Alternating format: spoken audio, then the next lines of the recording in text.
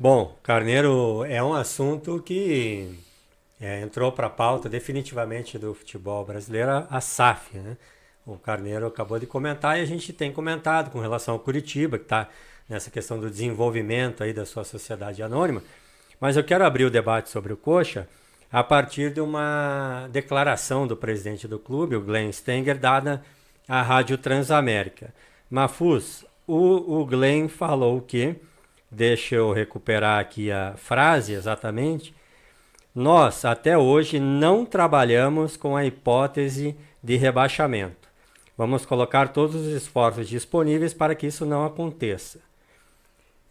O Curitiba precisa trabalhar com essa hipótese. Como é que você vê essa encruzilhada ou essa questão que envolve a largada da SAF do Coxa e a possibilidade de acabar sendo rebaixado?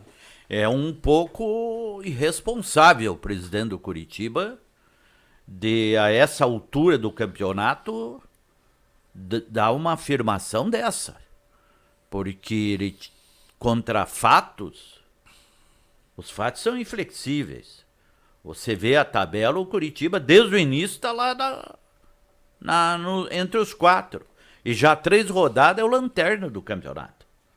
Pois eu entendo que ele foi muito feliz. Aliás, o presidente do Curitiba, eu ouvi as entrevistas dele, ele está criando um mundo de ilusão para a torcida do Curitiba, que isso vai prejudicar na sequência os próprios investidores. Que ele está criando uma expectativa que não é possível entregar a médio prazo. Nem falo em curto prazo. Eu ouvi a entrevista dele. Irresponsável. Aliás, quem deveria falar da SAF do Curitiba, que estudou e conduziu é um senhor de nome Leonardo, que é ligado ao Joel Balucelli, e o Wilson Ribeiro de Andrade. Eles dão uma explicação acadêmica, não adianta dar explicação jurídica da SAF. Isso não interessa para o sócio, para o conselheiro. Isso é problema de advogado. O que ele tinha que resumir era o seguinte: por que o Curitiba se transformou em SAF? Porque nos próximos 3 anos, se o Curitiba não ficasse na primeira divisão, se o Curitiba não tivesse um faturamento, fora as verbas tradicionais, que é de publicidade, de televisão, de 100 milhões de reais, vendendo 2 jogadores no mínimo, e arrecadasse 100 milhões de reais, o Curitiba em 3 anos fechava. Olha, então, só para terminar, eu já acho que um dos grandes problemas hoje do Curitiba é ser conduzido por o atual presidente, nesse processo da SAF.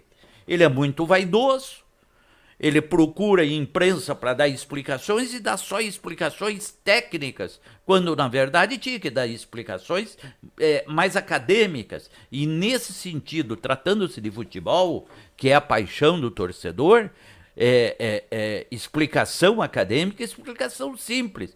Por que o Curitiba está entrando nesse sistema de SAF? E o que haverá de benefício para o Curitiba? É isso que tinha que fazer. Carneiro, qual que é a tua avaliação sobre esse cenário aí complicado? Eu concordo com o Mafuz, claro. Não vou perder tempo com Cartola. Eu acho que os profissionais estão fazendo o trabalho. Você já viu que houve indícios de melhora no empate em Cuiabá. O Curitiba teve um posicionamento de jogo superior às partidas anteriores. O Antônio Zago está agora descobrindo o elenco, conhecendo. O elenco não é grande coisa, formado pelos dirigentes, né, amadores. Então, o que acontece? Esse pessoal que assumiu o futebol do Curitiba, com já a empresa, né, Tricorp, eu tenho a impressão que eles estão, claro, fazendo uma grande avaliação. Eles vão ter que dispensar aí uns 8, 10 jogadores e contratar essa mesma quantidade com melhores recursos. Talvez não precise tanto, mas com mais qualidade. É uma expectativa de que venham jogadores na janela, né? Exatamente. Por quê? Não adianta ficar fazendo discurso, dando entrevista, isso aí não vai a lugar nenhum. Você tem que ter um programa, um planejamento no futebol para recuperar o time dentro de campo. O Curitiba só vai evitar o rebaixamento se somar pontos. Como é que soma pontos? Primeiro, tem que ganhar ponto em casa. O Alto da Glória virou um salão de festa dos adversários. E que foi um trunfo do Coxa no ano passado. Sempre. Torcida presente, 40, 42 mil pessoas. Uma torcida fantástica, vibrante, né? Bonita a torcida do Curitiba. Agora, os jogadores, eles têm também que ser cobrados e tem que ter mais responsabilidade. Agora, se contrata um Zé Mané, que é o empresário fulano de tal, é que o canto da sereia acabou, como aconteceu na Odisseia de Ulisses, né? Ficaram todos, vamos contratar, e achando que tinham feito grandes negócios. Tudo jogador meia boca. Tem que contratar qualidade. Curitiba não precisa quantidade. Agora, o Antônio Zago não é bobo. Ele sabe trabalhar. Bom técnico, é bom técnico. E o Arthur, que é o supervisor, o CEO, sei lá o quê, Sim. Essa gente sabe o que está fazendo. Então não vamos perder tempo com o Cartola. Deixa o Cartola se divertir. Vai fazer discurso lá no Cascatinha, no Madaloso. O povo bate palma e segue a vida. O importante é dentro de campo. Jogo duro com o Palmeiras, nesse final de semana, mas vai pegar 2 partidas em casa que dá para fazer graça. O Santos e o Internacional, ambos eliminados da Copa do Brasil. Mafuz, digamos, numa direção diferente, a própria Tricorp, que é um nome aí que a torcida do Curitiba já se acostumou e a gente vai seguir falando. Tem muita gente que não gosta muito desses assuntos, de SAF, Sociedade Anônima e tal, mas como eu disse, é algo que virou assunto comum e importante. Ontem, quando o Conselho, quando os sócios do Curitiba aprovaram a SAF, foi até interessante para fazer uma análise, a adesão tanto do Conselho Deliberativo do Curitiba de mais de 90% e dos sócios também de mais de 90%, a Tricorp fez ali um comunicado em que alerta para a preocupação de que não haja uma expectativa de sucesso imediato. Como é que você vê da parte isso aí é bom dos senso. investidores? Isso é bom senso. Isso é bom senso. Essa manifestação. É a responsabilidade. Eles têm um compromisso assumido profissionalmente. Exato. Não é para fazer graça para a torcida. Como o presidente do Curitiba está fazendo. Como é que você vê essa declaração? Eu da Tricorp? acho isso muito bom para o Curitiba. Alguém consciente não quer criar expectativa para amanhã ou depois não frustrar a torcida. E a frustração pode trazer prejuízo para o andamento da sociedade. E tem que ter lealdade com o Exato. público. Quando você se comunica com a torcida, no caso da torcida do Curitiba, que é muito sofrida, né? Porque o Curitiba vem muito ultimamente, né? Antes era o contrário. Era uma outra. Se você pegar aí, né, a maior parte dos nossos telespectadores, a maioria, pelo jeito, é gente mais jovem. Mas se você pegar a turma dos anos 60, 70, 80, o Atlético levou, entre o título de 49 do Furacão, ele ganhou de 58 e depois levou a... Foi 70. 70, depois só em 82. Então, em 33 anos, ele ganhou 3 títulos. O Curitiba, no período, ganhou uns 17, 18, que o título estadual que valia. Sim. Então, hoje mudou. Por quê? Claro, o Mário Celso Petralha virou a chave do Atlético nos últimos 28 anos e o Curitiba, ao contrário, uma sucessão de más gestões. A exceção do Wilson Ribeiro de Andrade, que foi tetracampeão estadual, brilhantemente, e bivice da Copa do Brasil. Porém, o Curitiba parou no tempo e no espaço. Eu ia falar, Carlinhos, só para a gente localizar justamente tempo, isso vai fazer 10 anos já, né? Das chegadas do Curitiba. O Curitiba disputou a Libertadores da América a última vez há 20 anos atrás. Veja bem, em 2003. Veja bem. Tempo de Domingos Moro, não sei quem era o presidente. Então o Curitiba meio que deu uma parada. Jonedes, né? Acho que sim. Mas daí o que aconteceu com o Curitiba? É isso aí. Muita vaidade, muita ilusão do dirigente para o torcedor. Agora, esses profissionais desta empresa que está assumindo o clube, eles sabem que eles não podem brincar com o povo. Né? E nem com o dinheiro deles. Claro. Porque deve ter uma cláusula de rompimento desse contrato. É evidente. Agora tem o seguinte, Vai. o sistema de SAF no Brasil, ele não pode ser analisado e não vai ser analisado, ou pelo menos não pode ser analisado, como são as sociedades na Europa, na Inglaterra, na Itália, porque a cultura do brasileiro, e o Vasco é o exemplo, todo o sucesso, qualquer que seja o sistema de associação de empresa, depende do resultado de campo.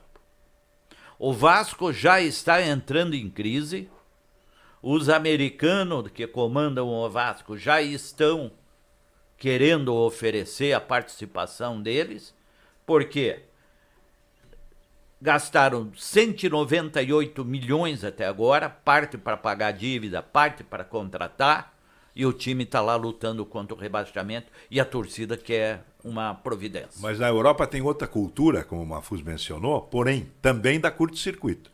O Manchester United, o Liverpool no momento, e o Arsenal, que perdeu um título ganho, né? Ainda bem que ele foi para a Liga dos Campeões. Há muita contestação. Por quê? Porque pertence a americanos e os americanos vê o custo-benefício. É diferente dos árabes. Os árabes só vê benefício, não vê custo. Mas o árabe gosta de futebol e o americano não. É. O soccer, né, que eles chamam. E no caso do Manchester United, há uma crise permanente. Todo jogo a torcida do Manchester protesta. Claro, porque o vizinho, o Manchester City, mal comparando, é a dupla Atletiba. Um só sobe, o outro só baixa. É evidente, dentro de uma mesma cidade, né? Eu conheço Manchester, ela é uma cidade importante, grande, né? Mas não tem assim uma superpopulação, não saberia dizer. Mas é uma cidade operária. Uma cidade como Curitiba, talvez, um pouco mais, um pouco menos. Agora, o que acontece? Todo mundo se cruza. Quem é City e quem é United. E daí dá aquela dor de cotovelo. É ultra polarizado, né? São os dois clubes que dominam o cenário. Para a gente retomar o Curitiba e finalizar o assunto do Coxa, não custa eu fazer o alerta que alguém pode ver a transmissão e falar, pô, mas o apresentador só fica no celular, mas eu fico aqui vendo o tempo e a pauta. Quero perguntar para uma Traga uma caderneta. Melhor. Daí eles não te pegam no pé. Acho que caderneta passa uma impressão seja um mais pouco positiva. analógico. Sim, tem razão, Carneiro. O Curitiba agora vai reaproveitar, está em vias de o Aleph Manga, que ficou afastado aí por causa das questões das denúncias, um possível envolvimento dele nessa questão das apostas, que está sendo apurado, com depoimento, enfim, isso ainda não está muito claro, mas o Coxa já mudou de postura, o Aleph Manga voltou aos treinos e deve ser reaproveitado em campo logo. Eu queria te perguntar o papel dele e o que pode acontecer. Eu vou afirmar um fato aqui que eu posso ser desmentido na sequência, porque eu não sei quais são as denúncias que estão para ser feitas em Goiânia. Com alguns jogadores, houve uma precipitação nas conclusões. Por quê? Porque os apostadores, eles aleatoriamente falavam nomes para ele e eles colocavam numa planilha nome de jogador.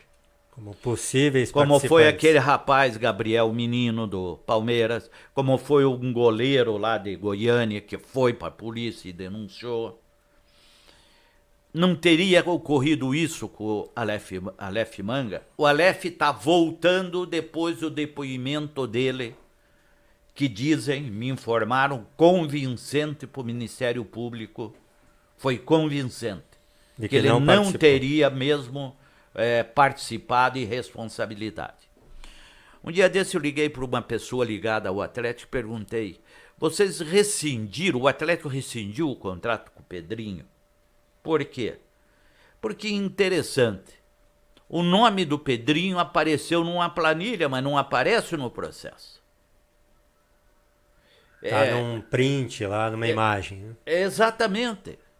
E era para aparecer, ou eram para aparecer, nomes de jogadores top dentro do futebol brasileiro. E aí essas planilhas desapareceram. Então, eu entendo que a partir de agora, para fazer um juízo definitivo de comportamento dos jogadores, é preciso ter muita cautela. Agora, em relação ao Aleph Manga, eu acho fundamental, eu quero falar da parte técnica. Sim, é isso que Para o torcedor do Curitiba que resolve, o time vai melhorar ou não vai? Sim. Claro que o Aleph Manga é o melhor jogador do ataque, é o goleador do time e a volta dele será muito bem-vinda. Agora, tem que ter um pouco de paciência, né? O Zago está conhecendo ainda o jogador. Na verdade, eles estão fazendo a famosa lista de quem fica e quem vai embora. Em julho. E daí o Curitiba tem que ter aí o problema que o Curitiba está enfrentando é que ele joga quanto tempo, né? Porque nós vamos chegar com 10 partidas, aí resta 1/3 só da competição. Já está Se ele atrasado. ficar enterrado lá na lanterna, por isso que eu acho fundamental ele... Não vou nem levar em consideração o jogo com o Palmeiras, que é lá no Allianz Parque e tal, mas o Santos Internacional seriam vitórias quase que obrigatórias no Alto da Glória. Aquela de encher o estádio e vão para cima e não tem moleza. Porque senão vai ficar muito difícil. O Curitiba, para ganhar fôlego, ele tem que ter vitórias em sequência.